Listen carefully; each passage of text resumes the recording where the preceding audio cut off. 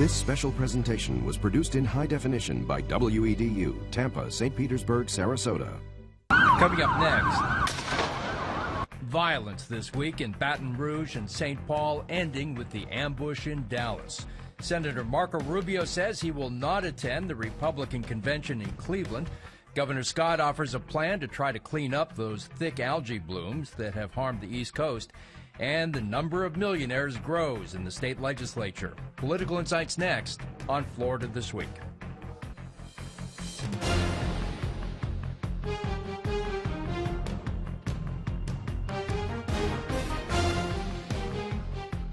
From the WEDU studios, this is Florida This Week. And now, moderator Rob Lorai. Welcome back. This week our panelists are Mike Deason is an investigative reporter at 10 News WTSP. Barry Edwards is a political strategist and a commentator and a Democrat. Holly Holleben is vice president of the Tampa Bay Young Republicans. And Chris O'Donnell is a reporter at the Tampa Bay Times. Well, thanks for coming. It's great to have you here. Well, violence this week in Baton Rouge, Minneapolis, and Dallas has led to a number of deaths. Oh my God. There's people laying on the ground. 5 Dallas police officers died and 7 others were wounded on Thursday night after a sniper opened fire on a peaceful protest. The gunfire was followed by a standoff that lasted several hours with a suspect who told authorities he was upset about recent police shootings and wanted to kill white people. The gunman was killed when police detonated a bomb next to the suspect. The alleged shooter was an Army veteran who was a gun enthusiast. It was the deadliest single day for law enforcement since the September 11, 2001 terror attacks. The Black Lives Matter rally was to protest the death earlier in the week of 2 African-American men who died during a police arrest in Baton Rouge, Louisiana, and a traffic stop near St. Paul, Minnesota. Mike, is this event in Dallas, do you think it's going to lead to more division in the country, or do you see the country coming together?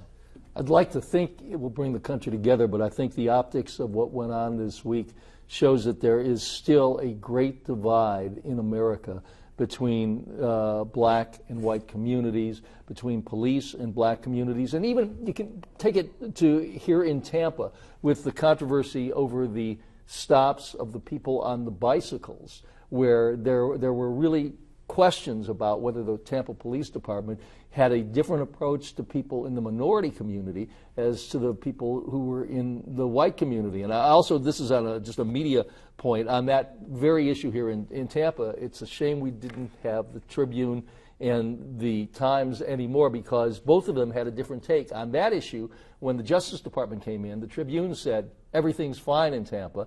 The Times said it's horrible. They said that it's horrible in Tampa. We needed those 2 voices, but that's another issue. The main point, though, here is there is still a divide in America, and there's unfortunately a concern about police departments and how they deal with minority communities. Having said that, though, I think it's important to note that in our area, we have a black police chief in Tampa, we have a black police chief in St. Petersburg, and that in Dallas there was a black police chief. But that doesn't guarantee that people in the minority community and the police are always going to get along. Mm-hmm. Holly, what do you think? Do you think that these events are going to tend to divide the country further, or do you think that you see any glimmer of hope in any of this? I would hope they would unify the country together, but with social media, bias in the media, celebrities glorifying, disrespecting police officers, that's not going to help unify anyone. That's just going to continue the divide. Mm-hmm. You know, Barry, I thought it was interesting that in Dallas there was a group of pastors and religious people that came out on Friday morning and said, representing the Black Lives Matter movement, and they said, this does not represent us. Which to the point of whether or not we're going to see a greater divide. I mean, I think the Black Lives Matter folks showed some sympathy, and they said that they were peaceful people. The idea of their protest was nonviolent. They didn't buy into this the shooting. Absolutely, and I think the Black Lives Matter don't condone the violence. I think this reminds me, though, of Elijah Muhammad saying to Malcolm X 50 years ago, The chickens have come home to roost when they had some shootings in the 60s. And I think that that's some of the militants on both the white and black side are saying, well, the chickens have come home to roost. Maybe this is what's deserved. But I think everybody in between, the 98% of Americans don't think that's the case. Black Lives Matter, white Republicans, and I work for a lot of black candidates and black elected officials. And the horror that they've felt for the last 10 years that there's open season on their children. And I think that's the perspective of these children being shot is now being felt by whites. Whites seeing the shooting in Baton Rouge. I mean, I talked to a lot of white folks down in Pinellas Point this week, and they were just horrified. And they just said, how can blacks be treated that way? So I think that this is going to come together. I think it's so sensational. But I think it's also, we ought to look at, too, the new normal.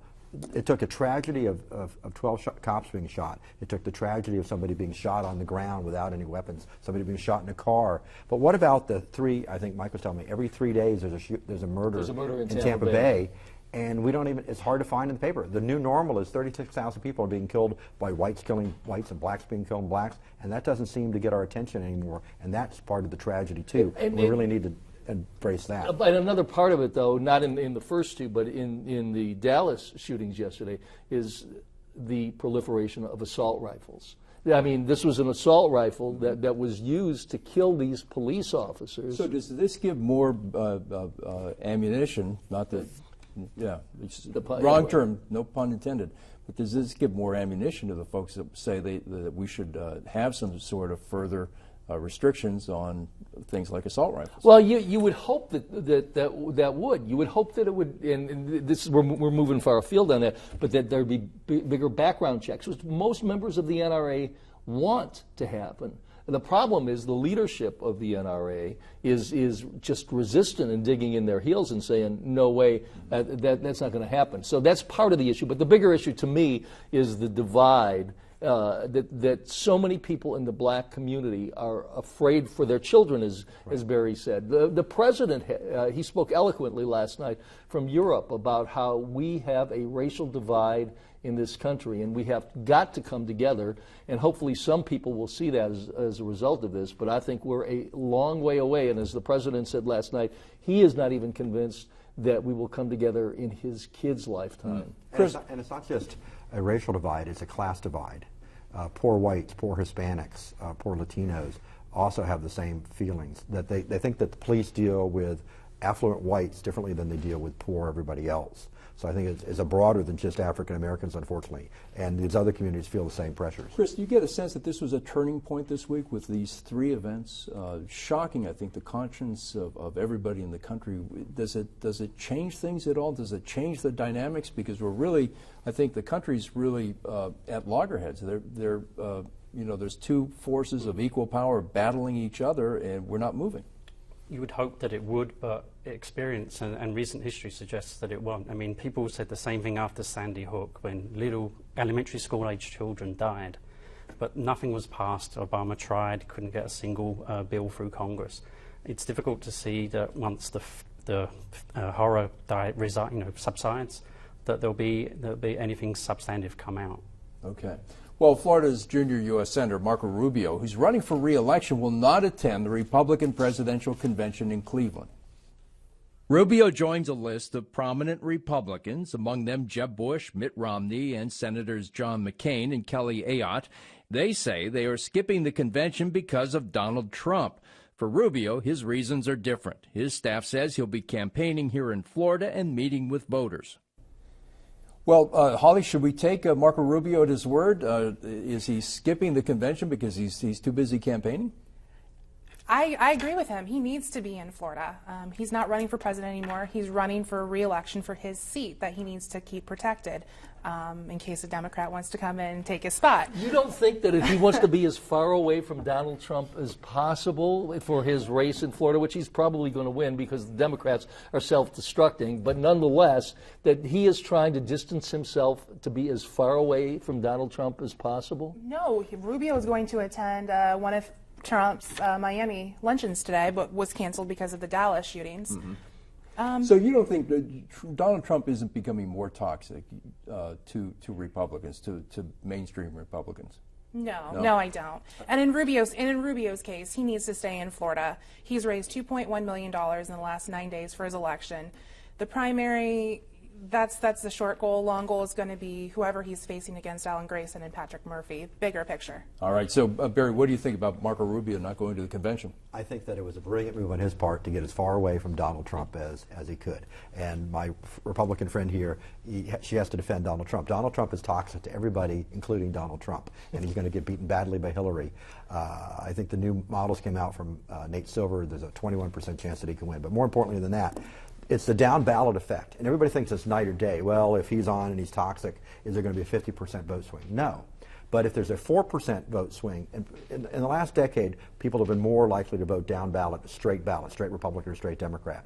If 4% of Republicans would have voted for Marco Rubio or Jeb Bush, vote for Hillary Clinton because they just can't stomach Donald Trump, and they still vote down ballot, and they vote for Democrats to punish the Republicans for Donald Trump in a U.S. Senate race, which is 1%, then the Republican loses. So it's very, very important to get as far away as you can from him. Our good friend Adam Goodman, who's a sometimes panelist on the show, he's on Fox News a lot, came out this week and said, look, there's a hidden vote. Just like there was a hidden vote in Brexit, folks aren't really being honest with pollsters these days, and there's going to be a groundswell of people coming out for Donald Trump that aren't going to be honest with the pollsters. Well, and I know that, and I love Adam, and he wants to get employed by Donald Trump, but let's look at this in reality. There's 50 states plus the District of Columbia that have votes. Of those, there are only 12 states that are not within like 20 points. So Texas is going to vote for the Republican no matter what Donald Trump does. California is going to vote for Hillary no matter what she does. So there's only 12 states that are even in the realm of possibility. And in those 12 states, there's only 5% of the vote that's up for grabs.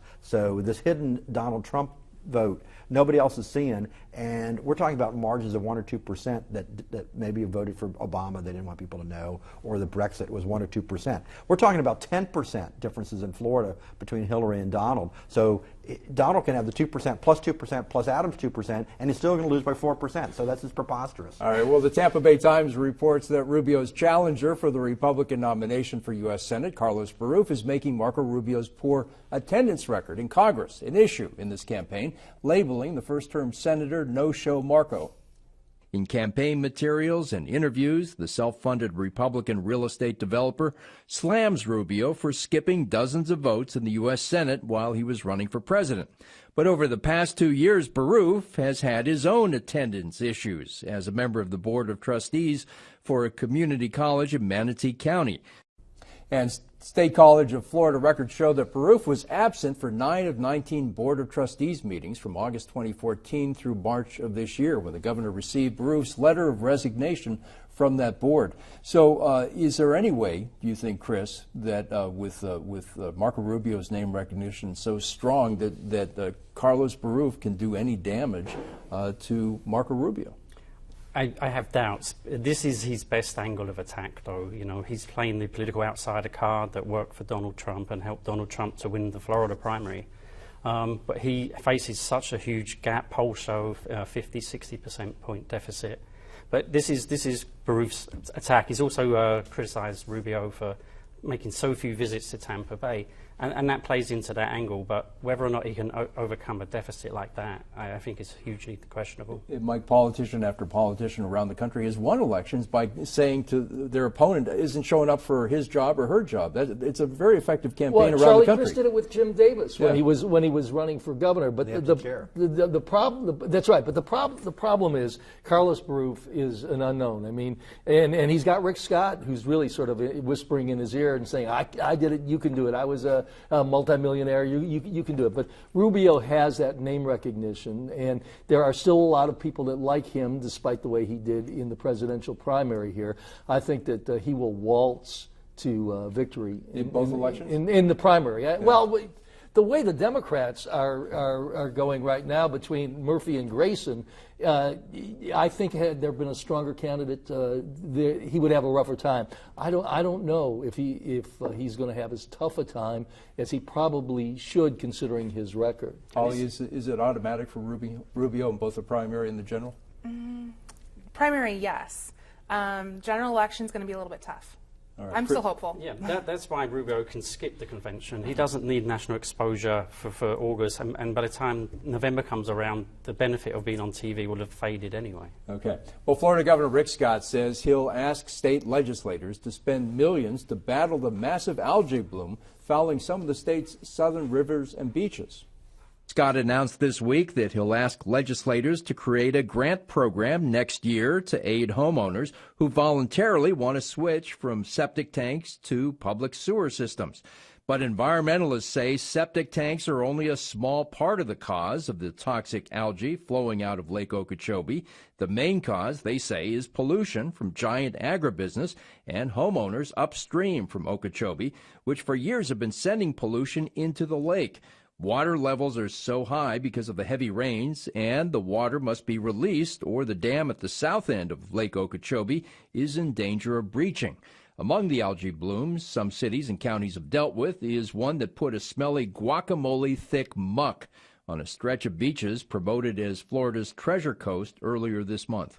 So, Chris, the area where a lot of these algae blooms are hurting tourism and business is an area that's heavily Republican and voted pretty strongly for Governor Scott the last two elections. Governor Scott's got to do something, right, to help these folks out on the East Coast? You would hope so, but I don't think the people that vote for Scott are really voting on an environmental ticket. It's not really Scott's thing. But this is a disaster for Florida. Images of this toxic sludge, they've been shown not just in this country, and not just affecting tourism from other states, but I saw a report on the BBC that had it. And you watching the BBC? That's amazing. I watch the BBC. And tourists aren't, they aren't going to realize that this isn't, the biggest tourist hotspot. It's not Miami or Clearwater, but they're just going to see beaches and toxic and so make decisions. Paint the whole state. Exactly, and it could dampen, visitors from Britain, for example, who are already going to suffer because of the exchange rate. Mm-hmm. Holly, what do you think? Do you think that this is going to hurt tourism, and is the governor on the right track? I think he is. He's declared state of emergencies in 4 different counties. He's asked for federal aid in alleviating the algae from the lake. I've heard there's a plan to possibly buy up some of the land south of the lake to then recircle the water, clean it up, so that way it can flow out to the ocean. Don't know if that will work. I'm not an environmentalist. Will he try to do that during the legislative session, do you think? He may. Yeah. He's already come up with the 50-50 septic tank issue. Again, I'm not an environmentalist. but he helped cause so much of the problem by decimating budgets at the Department of Environmental Protection, getting rid of agencies that could watch over this, by allowing fertilizer rules to be lessened that cause the problem. He lets Big Sugar dictate exactly how it wants to operate, and that's where the problem comes from. So now it's late, like a little bit too late. He's coming in at the last minute and say, well, we got to do something about this. He helped cause the problem. Well, that is the issue, isn't it? Because the governor has bucked the EPA standards that would be tougher on cleaning up some of the sources of this pollution. Political deathbed conversion. In fact, the governor, Attorney General Bondi, and my friend Anna Putnam sent a letter to the EPA not asking them to not enforce the water. They have some standards, new clean water standards. So they fought it every step of the way. When he came into office, Governor Christie negotiated a buyback of the U.S. sugar property. Had negotiated. All they needed was the funding, and he killed it. He pointed people to the board that killed that deal, and the contract expired. So if he wanted to really do the buyback, he could have done it. And two, the next point is, he wants the federal government. He says, well, the Corps of Engineers should pay for this. He wants federal dollars for this, but he didn't want federal dollars for Medicaid expansion. He didn't want federal dollars for his bullet train. How come some federal dollars are good when he gets jammed, but they're not good in other places? So he's very inconsistent and illogical. So, Barry, if you were to look at septic tanks versus the runoff from lawns and the runoff from big agriculture, which is the biggest cause of that pollution? The agriculture is the primary, because you have too much phosphate and too much nitrogen in the water. So why is he picking septic tanks? Because it's easy, and the phosphate lobby doesn't give him millions of dollars.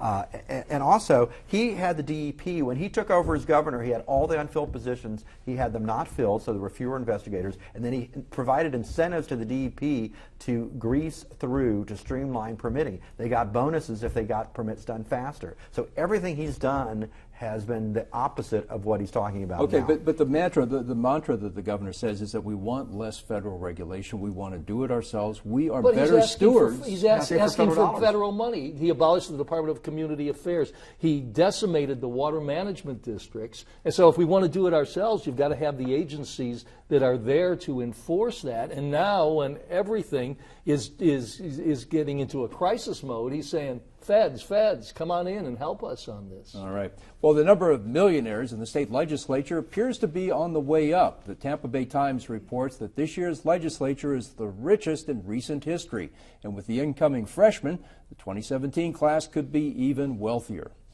There are 160 members of the legislature. It's a part-time job where members earn about $30,000 a year. The most recent count finds that 55 of those right now are millionaires. That could change with the upcoming elections. Back in 2011, there were 46 millionaires in the state legislature. Ben Wilcox of the Tallahassee-based watchdog group Integrity Florida said that the growing trend of millionaires may indicate that only those with a lot of money can afford to run and serve in the part-time legislature. Eric, should we be worried about this, or is this just something that it's going to happen? Well, I think we should be, I don't know if worried, I think we should be reflective on it, though. If you have just millionaires in the legislature, is that really reflective of society? We say we want society to, the politics to look like America does, and America's obviously not a lot of millionaires. But also, one thing we ought to look at, if you make $29,000 as a Florida legislator, it's considered a part-time job, but it's really not a part-time job because you have the 2-month session and then you have 3 or 4 months of heavy committee work before that and committee work between those 6 months. So if you don't have a job where you control your time and other people are paying for you, or you have a lot of wealth, it's very difficult and onerous on your lifestyle to be a legislator. So that either makes you either wealthy or retired. But also, in a part-time legislature like we have now, it's something we just ought to think about. In California, they pay $100,000.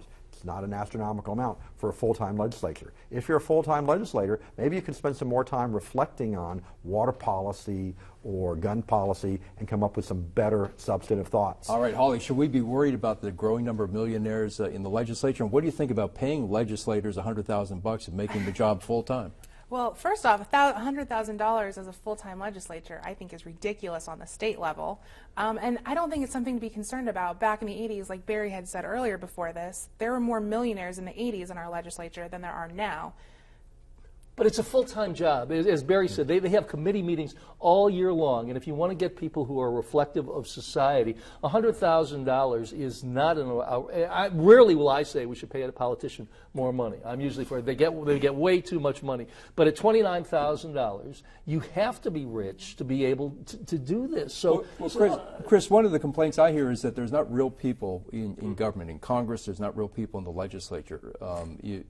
What's your take on, could a teacher, could a plumber, could a truck driver afford to be in the state legislature? Probably not. And as Barry said, they're there for 2 months. Who can take 2 months out of their job? Only people with independent wealth or with, attorneys that can get special leave. And we talked about how much should they be paid. A county commissioner makes about $74,000, and a statewide legislator affects so many more people. So there is an argument, I think, to pay them more so that ordinary people can take up that position. But it's not just the 2 months, Chris. They meet continually throughout the year with committee hearings and meetings. The legislators go to Tallahassee a lot, and so you either have to be beholden to someone else, independently wealthy, or running for an agenda that you have when you're only making $29,000. They are in Tallahassee all the time. Not that I feel sorry for them, because nobody puts a gun to their head, but to allow more people to have a broader spectrum, I think you need more money, because it's not just the 2 months. It's not just the 2 months. And it's not just the money. If you had a full-time legislature, and Texas, which most people in Florida think that Texas is a disaster, they only meet every other year for 4 months. Okay. And what do they get paid? That I don't know. Right. But in California, but in New York, they only make $79,000. So $100,000 may not be the number, but if you want to have better quality legislation, you need, and also when you have a part-time, you have this jamming of having to get it done in that 60 days, where if it was going all year long, you wouldn't have people adjourning over a Medicaid expansion to kill every bill. Okay. Well, before we go, what other news story should we be paying attention to? And Barry, let's start with you. Your other big story. The other big story, my friend Senator Pat Neal, who I thought would have been the presumptive nominee for the Republicans and just crushed it in the general election for CFO, has decided he did not want to run statewide. And that has created a lot of banter amongst Republicans that were previously supporting him or going to support him about looking at CFO. And most of them are in the Tampa Bay area. Tom Lee, the senator from Brandon, Jack Lottweiler, the senator from Clearwater, and Jeff Brandes, the senator from St. Petersburg, are all rumored to be thinking about it. And if they all run, they'd all be vacating their seats, would create a whole another political domino effect. Can't wait to see that primary. All right, Chris, your other big story. I'm keeping an eye on the Zika virus. The Health and Social Services Secretary today called for Congress to come up with that money. She wants $1.9 billion to fight Zika and to produce a vaccine. And obviously, Governor Scott has been making the same request. And Florida being a tropical climate, we're kind of at the forefront of the risk from Zika. Do you think it's something that we need to be fearful about? There's a real possibility that this could spread. I mean, there's already 260 cases from travel-related in Florida and 3,000 nationwide already. All right, Holly, your other big story. Corinne Brown was indicted for fraud today, so it'll be interesting to see who comes out of the woodwork with the redistricting in the next month for primary season up in Jacksonville. Do you think that's going to hurt her in the election? Absolutely. Yeah, all right. Mike, your other big story. The worst nightmare for St. Pete Mayor Rick Kreisman is a candidacy by Rick Baker, the former mayor 2 times ago. And there were robocalls made this week about that. I know personally that Baker is irate that Kreisman had been blaming him for some of the sewage problems in the city. And if he decides to run with the Bill Edwards money backing him, it will be an amazing race. And I think that Baker is thinking about jumping back in and taking on Kreisman. How about that? There's another election I'd like to watch, too. All right, well, thank you for watching Florida Week this week. Thank you all for a great panel, too. And thank you for watching the show. We want to hear from you. You can write us at ftw@wedu.org and follow us on Twitter or Facebook. And you can watch this show and past shows online on the wedu.org website. Join us again next Friday night at 8:30 and Sunday afternoon at 12:30. And from all of us here at WEDU, have a great weekend.